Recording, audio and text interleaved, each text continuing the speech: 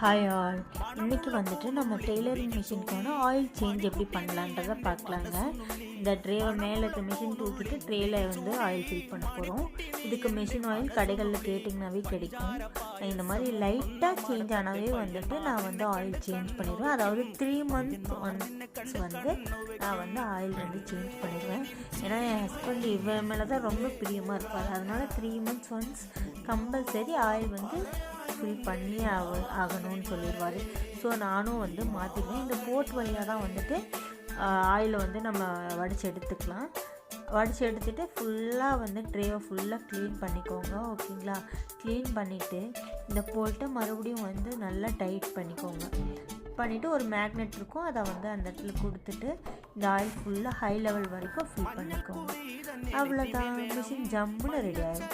இதே மாதிரி 3 months once நீங்களும் வந்து ஆயில் சேஞ்ச் பண்ணி